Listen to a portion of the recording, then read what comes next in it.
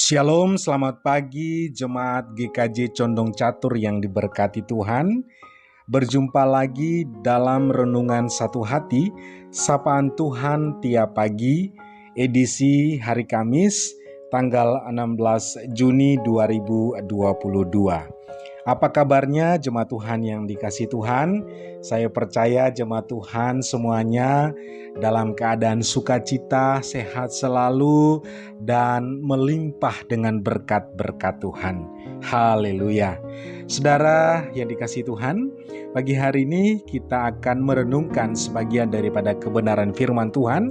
Tapi sebelumnya mari saya ajak kita semua untuk berdoa. Mari kita berdoa. Bapa kami yang ada di surga, firman-Mu adalah pelita bagi kaki kami dan terang bagi jalan-jalan kami. Oleh karena itu, pagi hari ini kami sungguh sangat membutuhkan firman-Mu untuk menguatkan tubuh rohani kami, untuk menjaga kami dalam setiap tingkah laku kami di sepanjang hari ini. Oleh karena itu ya Tuhan, kami memohon biarlah kiranya Roh Kudus-Mu menjamah setiap kami yang mendengarkan renungan ini, supaya apa yang kami dengar itu tidak sia-sia, tetapi apa yang kami dengar boleh menjadi rema dalam kehidupan kami. Berfirmanlah bagi kami ya Tuhan pagi hari ini, kami umat-Mu siap mendengarkannya. Di dalam nama Tuhan Yesus Kristus kami berdoa dan mengucap syukur. Haleluya, amin. Jemaat GKJ Condong Catur yang diberkati Tuhan, firman Tuhan pagi hari ini terambil dalam Mazmur pasal yang ke-71 ayat 9 sampai ayat yang ke-11. Dan firman Tuhan akan dibacakan oleh De Berta. Silakan De Berta untuk membacakan firman Tuhan pagi hari ini. Bacaan firman Tuhan pagi ini terambil dari Mazmur 71 ayat 9 sampai dengan 11 yang demikian. Janganlah membuang aku pada masa tuaku, janganlah meninggalkan aku apabila kekuatanku habis. Sebab musuh-musuhku berkata-kata tentang aku, orang-orang yang mengincar nyawaku berunding bersama-sama dan berkata, Allah telah meninggalkan dia. Kejar dan tangkaplah dia, sebab tidak ada yang melepaskan dia. Demikian firman Tuhan. Puji Tuhan, haleluya. Saudara yang dikasihi Tuhan, tema firman Tuhan pagi hari ini adalah tentang kendalikan rasa cemas. Rasa cemas adalah sesuatu yang manusiawi.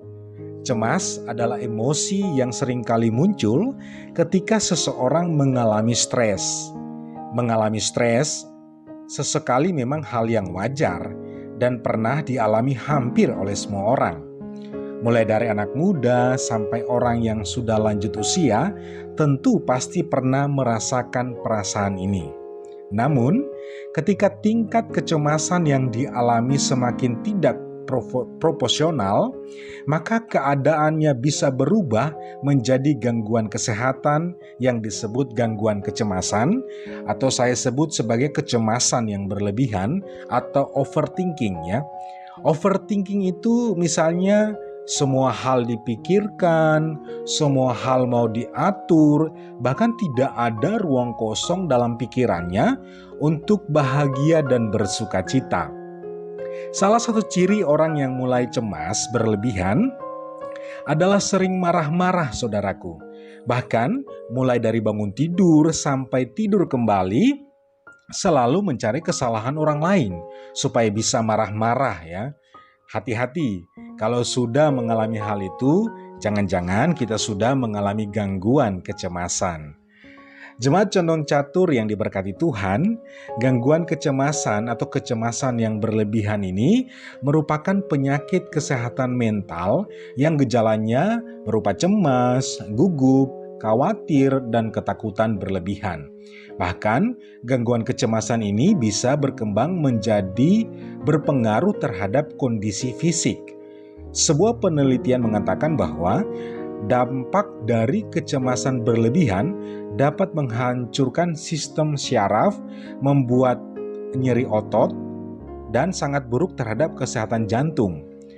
Juga pencernaan terganggu dan pada akhirnya memunculkan banyak komplikasi sakit penyakit seperti ketidakseimbangan hormon dan kenaikan kadar gula darah, resiko stroke, masalah ginjal, dan sebagainya.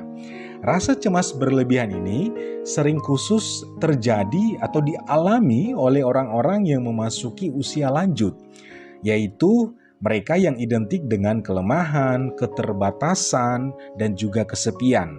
Akhirnya, banyak lansia yang hidup jauh dari damai sejahtera. Bahkan fisiknya yang sudah lemah, semakin lemah dan tak berdaya karena ternyata perasaan-perasaan penuh kekhawatiran tadi tidak saja merusak pikiran dan hati, tetapi juga fisik. Tentu kita tidak ingin mengalami hal demikian, bukan? Ingat, firman Tuhan berkata dalam Amsal pasal yang ke-17 ayat 22, hati yang gembira adalah obat yang manjur, tetapi semangat yang patah mengeringkan tulang. Sekarang, bagaimana kita mengendalikan rasa cemas itu? Martin Luther, sang reformator gereja, pernah berkata begini, kita tidak dapat melarang burung terbang di atas kepala kita, namun kita dapat melarang burung bersarang di atas kepala kita. Artinya bahwa kita sesungguhnya tidak dapat menghindar dari rasa cemas, namun kita dapat mengelola atau mengendalikan kecemasan itu sehingga tidak menjadi kecemasan yang berlebihan ataupun kita mengalami gangguan kecemasan. Jemaat GKJ Condong Catur yang diberkati Tuhan, sesungguhnya kalau kita belajar daripada Daud, sesungguhnya Daud pun pernah mengalami kecemasan seperti kita dalam kehidupannya. Daud ketika dia mengalami kecemasan itu, dia mengalami di masa usia lanjut ya. Namun Daud mampu mengendalikan atau mengelola kecemasan dengan tetap percaya bahwa di dalam kehidupan ini tidak ada yang bisa diandalkan selain Tuhan, sang pemilik kehidupan itu sendiri. Maka Daud kemudian memohon kepada Tuhan agar tidak membuangnya di masa tuanya dan tidak meninggalkannya pada saat ia tidak kuat lagi.